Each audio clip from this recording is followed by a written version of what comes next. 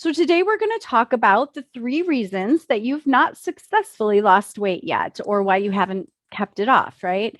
Um, the second thing, you'll learn what it means to be fat adapted and why that's so important. And then I'll give you 4 steps you can take and to start implementing today to get started. So, who am I? I'm Melanie McNamara. I'm a certified life and weight coach, and I help women lose weight for the last time so you can stop obsessing about your weight and start living your one precious life free from all the food chatter, right? I'm a stage 3 breast cancer survivor, and I have spent my adult life up and down the scale. And after cancer, I was at one of my highest weights ever and at one of my most depressed ever. And those two things were very related. But I finally found help in the form of a life coach who taught me all the secrets to the universe to turn my life around, lose weight for the last time. And with these tools I know I am never going to struggle with my weight again. It's an amazing, freeing feeling. So, this is what I do with my clients too. I teach them those same skills. So, let's get started. So, the good news is that you can lose weight and you can keep it off permanently. You just need to know why you're not losing weight. And once you know the why, then you can work on the how to really create change for good. So there's 3 reasons that you haven't successfully lost the weight yet. The number one reason, or the first reason I should say, is over desire. So we allow the pleasure-loving primitive part of our brain to determine our decisions instead of our prefrontal cortex, which helps us to make rational choices. And I'll talk about that more in a minute. But to really understand over desire, we have to understand how our brains work. Okay, so super simplified, there are 2 parts of the brain involved in all of our decision making: the limbic system, or our animal or primal brain, and the prefrontal cortex. Okay, so the limbic system, it's like been around since the dawn of time, and its sole job, its only purpose at all, is to keep us alive. So it's motivated by 3 main things, and we call that the motivational triad. Okay. Our primal brain is totally focused on these things and it cares nothing about anything else. I like to compare it to a toddler with a knife, right? So toddlers, super cute, super sweet. They really mean well, but without proper supervision, a toddler with a knife can do some serious damage.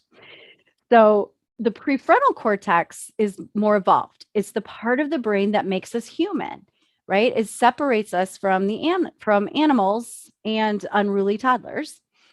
It allows us to think rationally, plan for the future, and to think about what we're thinking about. Kind of meta. Think about what you're thinking about. So the prefrontal cortex is kind of like the supervising mother or grandmother of the toddler with a knife. So back to the motivational triad, the 3 main jobs that it has are avoiding pain, seeking pleasure, and being super efficient, right? Expending minimal energy. So, for example, I have a 3-year-old granddaughter, and she likes to do a lot of crazy, dangerous things like jumping and climbing, things I'm not really on board with. So, when I'm supervising her and I see her running with a knife, which has not happened, but let's just pretend she's running with a knife. The rational thinking from her my rational thinking from my prefrontal cortex provides the boundaries that are going to protect her, right? So I'm going to say to her, hey, sweetie, I know you really want to play with that knife. It looks super fun, but it's got a sharp edge and it can really hurt you, right? So I'm going to take it from her because it's my job to help keep her safe, right? And I'm going to say, you can cry all you want and you're so cute and I love you and go ahead and cry, but it's a no from me, right? We can be ever so kind and loving and gentle with our brains and yet still say no. Okay. So eating food provides us with pleasure. When we eat food that is fuel for our body, our brain releases a little squirt of dopamine, which lights up the reward center in the brain and makes us feel really good.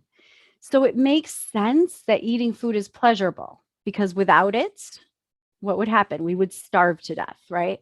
So our primitive brain is programmed to take note of any pleasurable experience so that it can encourage us to repeat that action and experience that pleasure over and over again, right? So it encourages us by creating a desire for fuel food. So, fuel food are the foods our bodies were designed to consume, right? And up until a few hundred years ago, that's what we did. That's how we consumed fuel. But then we figured out how to increase the pleasure in our food by concentrating it. The two main concentrated forms of pleasure that we created are sugar and flour. And food manufacturers have taken these whole foods and processed them down into substances which provide us with so much intense pleasure, right? That when we consume them, so much more than when we get to consume them in their natural forms, and so much more um, dopamine, so much more hits of pleasure, right? So, for example, apple juice, right? We take a perfectly fine, delicious, wonderful, healthy, lovely whole food apple and we condense it down to juice, very concentrated. So the primitive brain is just doing its job when it takes note of that huge amount of pleasure and it creates a huge amount of desire to repeat it.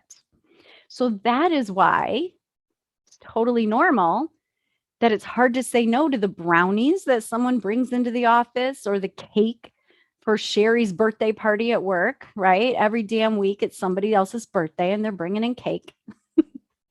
When we decide to go on a diet and lose weight, we're still going to experience this high amount of desire. But instead of acting on it and eating the brownie, we try to use willpower to make a different decision and avoid eating it, right? So the problem is willpower is like a muscle. Totally. It fatigues. We cannot run on willpower alone. Research shows that we are not able to keep willpower up indefinitely. Okay, so once our willpower weakens, and usually it's in the evening after a long day of resisting desire all day long, we totally give in and we meet the urge. We have that urge to eat the foods that we have this over desire for, right? Maybe you binge eat, maybe you just overeat, whatever it is at night, right? So that puts us right back into the cycle of the primitive brain overemphasizing the importance of these foods and just creating too much desire for them. So your brain's working perfectly, right? We think something's wrong with us. Why can't we stop eating these things? No, your brain's working perfectly. So it can feel like a never-ending cycle, which makes our experience of losing weight miserable. And so restriction, deprivation absolutely do not work. So the solution to over desire is to reduce the over desire, right? And the best way to reduce over desire for food is to stop eating sugar and flour. Okay. So when the primitive urges to eat sugar and flour are not met, the brain stops creating the urges. Kind of like Pavlov's dog, right? Stop rewarding and you start wanting it. That's neuroplasticity, creating new thought patterns in our brain. Okay, so just like consuming sugar and flour helped create the neural connections that drive our over desire, not consuming the sugar and flour will allow those connections to dissolve and you'll build new neural pathways. So, another great way to reduce over desire is to make decisions ahead of time.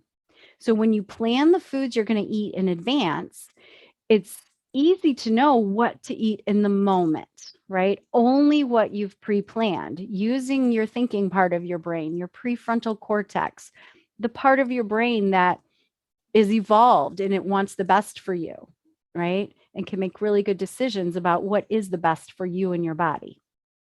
So since you've already made all the decisions with your prefrontal cortex, you can totally trust your plan, right?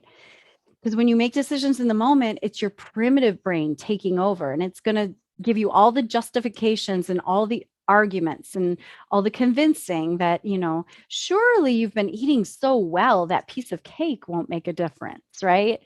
Just have a cookie. It's no big deal, right? Or, oh, we only get to eat this once in a while. We should have it. It's okay. But it's really important to stay aware of these urges from your primitive brain and approach them with patience and compassion, right? Nothing's gone wrong when your brain offers you foods that are not on your plan. So, understanding that the urges are just unintentional programming in the brain can help you to be really patient while you're building new neural pathways and reinforcing them. Okay. Um, so, the second reason we haven't lost weight is over hunger. So, we fuel our bodies in a way that our human bodies were never meant to be designed for that fuel, right? We snack, we eat mini meals, which keeps our insulin levels chronically elevated. Every time we eat, every time we have a snack, our insulin rises, okay? So when this happens, our bodies don't have a chance to access the fat stores we have in our bodies. And then we feel hungry more often, and it feels really uncomfortable, like an emergency.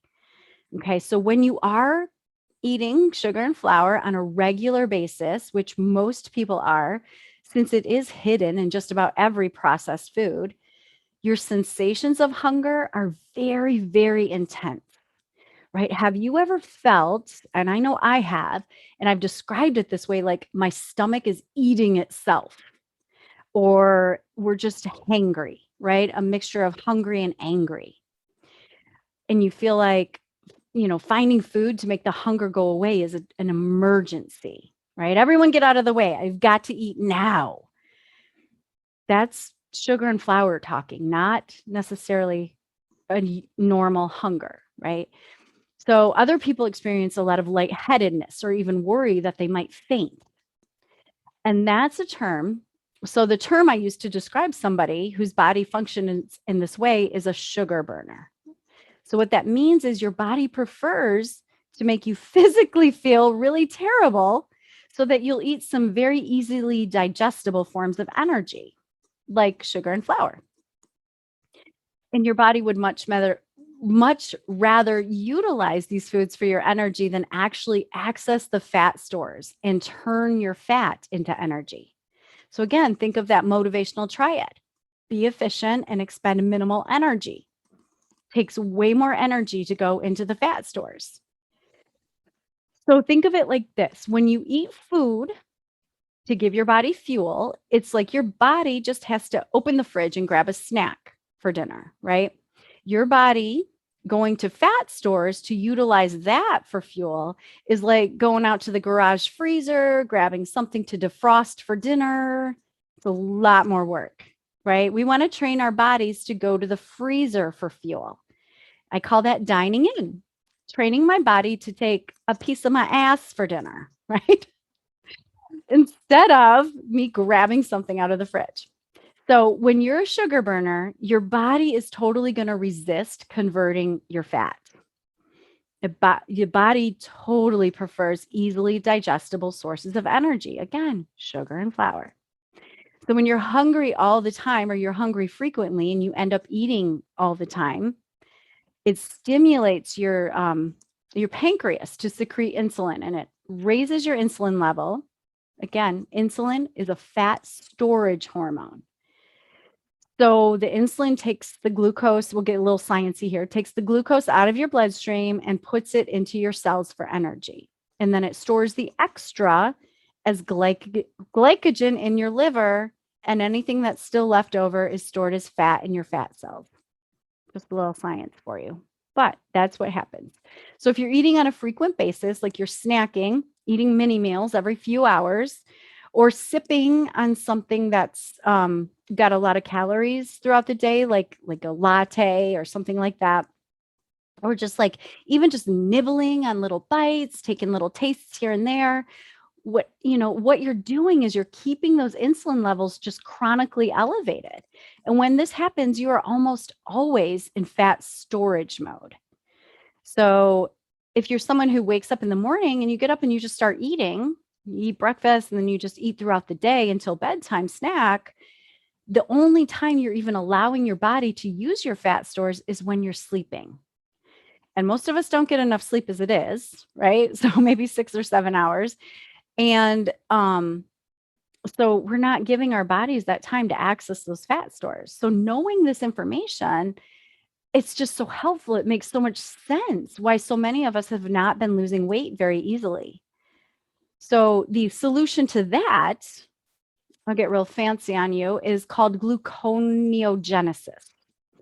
The solution to overhunger, right? Gluconeogenesis. We don't need to really know like that word, but luckily our bodies totally know that.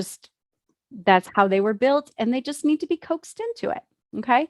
So gluconeogenesis is when our bodies break down our body fat and convert that fat back into glucose for our cells to use for energy. So the way to do that, the best way to do that is to become fat adapted. Okay. So when you're fat adapted, your body willingly and happily utilizes that process to create energy from your fat stores. It totally loves going to the freezer. So when you feel a hunger pang, when you are fat adapted, it doesn't feel intense. It doesn't feel like a big deal. It just totally feels tolerable, right? When you start feeling a little bit of hunger, it really just kind of feels like a suggestion from your body to eat something, a whisper, right? It's not like you're being pounded over the head or punched in the gut, like you need to eat now kind of hunger. It's like you think, I could eat if it's convenient, but if it's not really a big deal. Just kind of feels like a little wave that just comes and goes. So your body very easily will access your fat stores for energy instead once you become fat adapted. It's totally how we were designed, right? Um, so many of us think we're just like there's broken something wrong with us. Why isn't this working? Because we haven't been able to lose the weight and keep it off. But luckily, all of us were born with this ability, this gluconeogenesis, right? We just have to remind our bodies how to do it. So, another way to handle the overhunger is to stop snacking. When you're snacking, which so many of us do, you're always going to be in storage mode, right? And unfortunately, we've been trained by nutritionists and other so-called dieting experts to eat little mini meals and snacks throughout the day, right? Keep your metabolism up. But when you eat this way, you are not accessing those fat stores. So tweaking your meals so that you get enough foods that like really satiate you and give you that feeling of satisfaction, not fullness, but satisfaction, you that will help you to make it to the next meal without needing a snack. So in between meals, your body can just access the fat stores for you, and it's not a problem at all, right? So intermittent fasting is another tool that you might consider um, to allow your body to fuel itself with one of the many, many meals it's already storing in your fat cells. Like I got a few meals, right? Already stored there. Got to go to my ass for dinner. Dining in today. So intermittent fasting is not starvation, okay? Because once you're fat adapted, it's very easy and very, very comfortable. It is one of the very main tools that I have used to drop 20 pounds effortlessly once I got fat adapted. Once I'm fat adapted, again, it's effortless. I just relax the weight off, right? So I have a lot of clients who are also using that method with a lot of really great success. So, especially if you're like a busy professional who he has a long work day and you're busy at work all day, it's a beautiful opportunity for you to explore intermittent fasting while you're at work. So, the third reason is emotional eating. Okay. That's probably the biggest one, actually. So, we don't view food as fuel anymore. A lot of times we don't. Instead, we eat when we're happy and we eat when we're sad, right? Emotional eating is defined as eating for any reason other than to fuel your body. And there's countless reasons, right, why we eat. There's countless reasons why we eat that have nothing to do with fueling our bodies. We entertain ourselves when we're bored, right? Food is like our trusty companion when we're lonely. We cheer ourselves up with food when we're sad. We take the edge off of our stress at the end of a busy day, or the end of a busy week, weekend binges, right? But we also don't stop there. We eat extra food when we're experiencing positive emotions too, right? Celebrating those birthdays or anniversaries with a meal and a favorite dessert, cake and ice cream. We connect with friends by meeting for dinner and drinks. We reward ourselves with a special treat when we accomplish something, right? We're from when we were little. We're rewarded with food. Let's go out for ice cream. There's nothing wrong with that. We're just training ourselves that food is a reward, right? Sometimes we reward ourselves just for getting through a day. So there's just endless ways that we eat emotionally. And, I've had clients tell me that they didn't really consider themselves emotional eaters. They just thought they liked food. And I want to share that's my experience as well. Like I don't think I ever thought of myself as emotional eater. But when I look back and I really examine my thoughts and feelings, I'm like, wow, yes, I could definitely call myself an emotional eater, right? So like, let's see, where are we at? Let me get back to my notes here. Okay. So sometimes you might not think of yourself as an emotional eater because you think it's someone who has a difficult time functioning at a high level in their life, right? And constantly trying to eat food to feel better. But you may not identify with that. But if you have ever eaten food or if you ever eat food for any reason other than true physical hunger, you're an emotional eater. Okay. It's not a bad thing. It's just an awareness, right? So the solution is to stop emotional eating is by learning to process your emotions, right?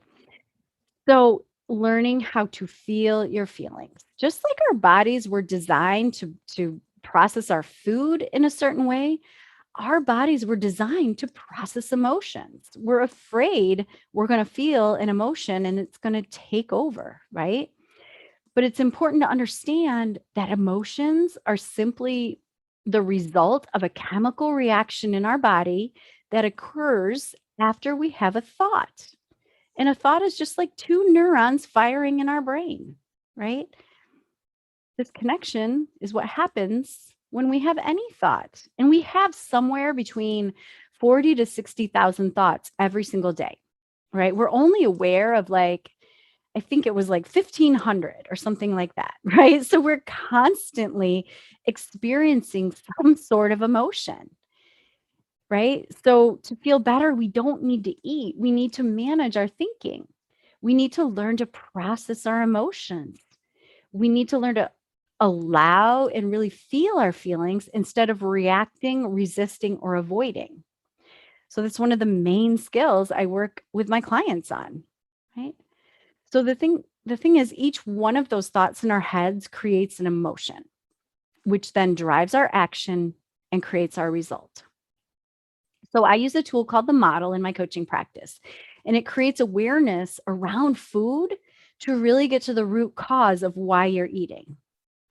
So for example, maybe you see a food, maybe it's a brownie, and your thought is that looks good.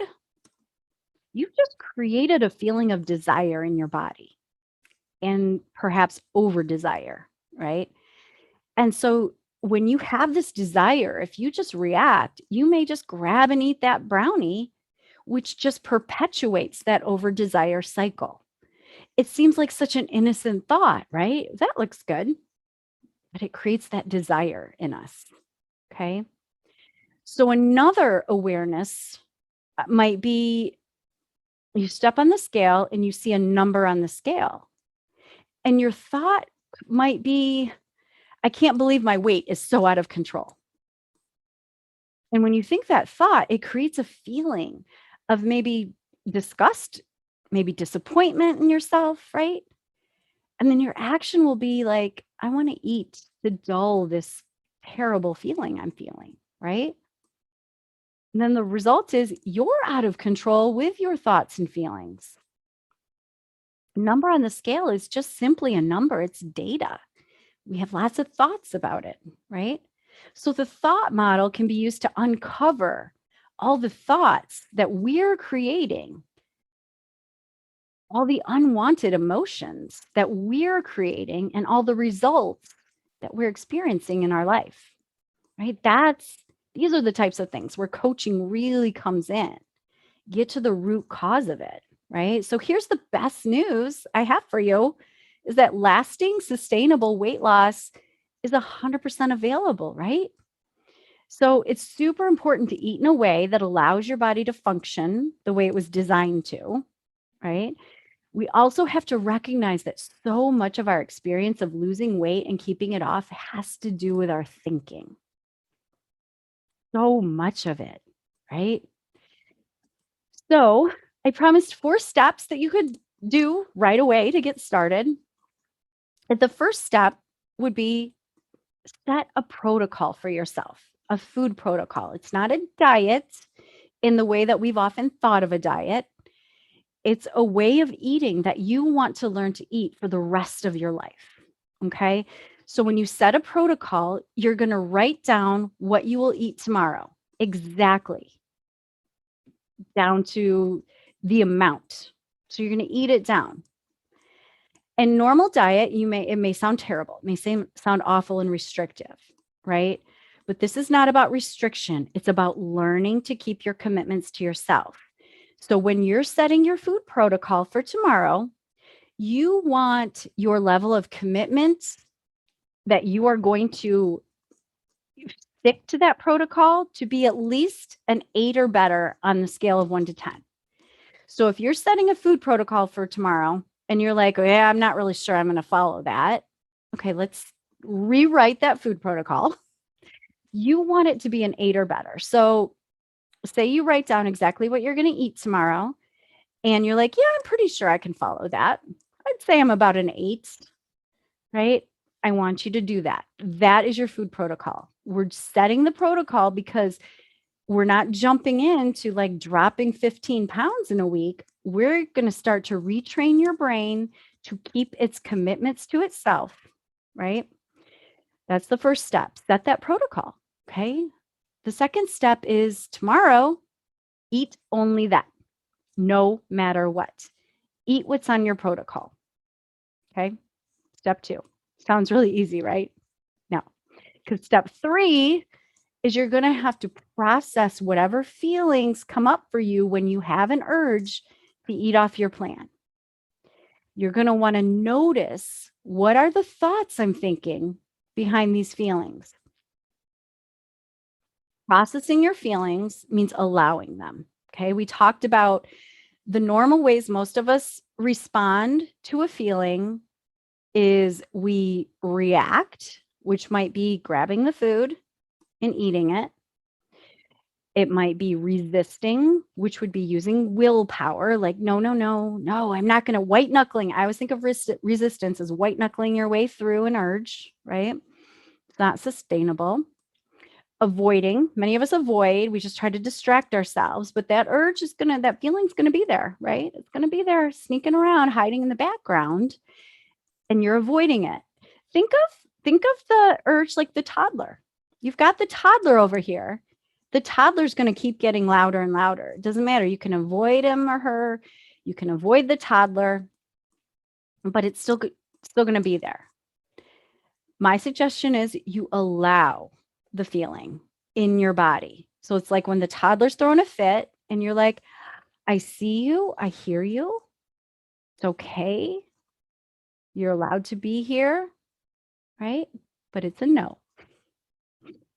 So think of it that way. That's a fun way to think about it. Okay. So learning to process those feelings, understanding what are the thoughts. What did I think when I had an urge to eat off protocol? Oh, this one cookie won't matter. Did you fall back into diet thoughts like, oh, there's only 100 calories in this thing? We're scrapping all that. I want to tell you, I never want you to think in terms of calories again. Okay, so it's training yourself not to react to the urges and just allow them to be there, and eventually they will dissipate and they'll just float away, and an urge may come up and you'll be like, oh, that's so interesting. I have an urge. I'm just going to allow it to be here. And it usually lasts like 30 seconds and it's gone, right?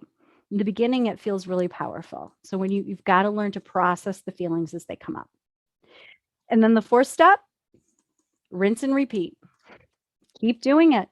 Just keep doing it. Don't beat yourself up. I should add that to step 4.